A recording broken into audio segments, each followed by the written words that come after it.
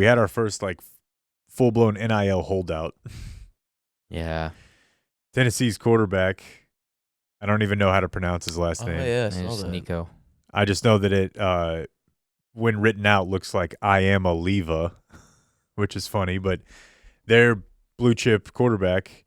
And now there are reports that he was actually like negotiating during the playoff. So what does that mean, holdout? He's not coming to spring practice. I think he was supposed to get like $2 million, and then he saw what the Carson Beck quarterback got when he went to Miami. Yeah, and he he got like sucks. $4 million. Yeah. And he was basically like, all right, I'm not going to play until I get his number. It's the So same we're thing playing. as it's the same. Or he'll go elsewhere? Yeah, and I mean, I think as of now, Heupel's saying, their coach is saying, like, that's it. No, yeah, Yeah. he's gone. Yeah.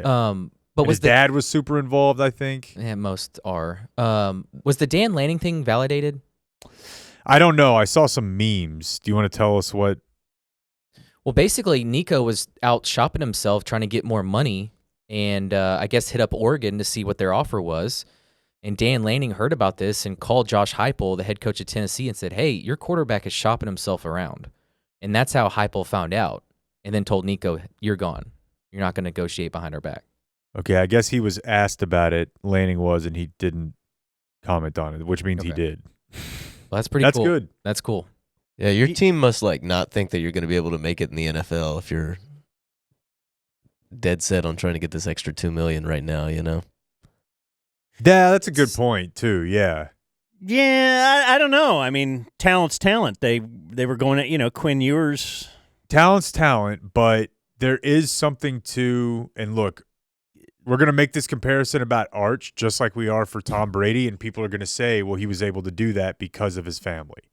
And that's somewhat true. But there is something to the Arch Manning thing of like, hey, I'm going to play here because this is going to get me ready for the NFL. Yeah. He could be making double whatever he's making if he wanted For sure. to bolt.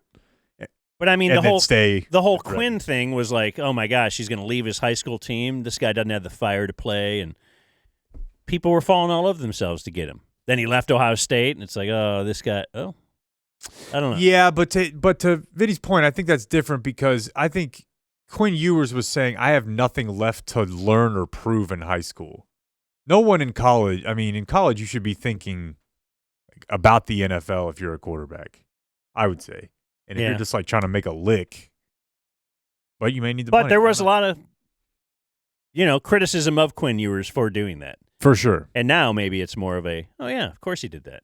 Well, it didn't, I mean, he did that. He went to Ohio State. He bailed from there for a year. But anyways, I think this is probably going to become somewhat commonplace until they figure all this shit out because it's out of control. Like, Well, they keep trying to not have responsibility for paying them themselves. Right.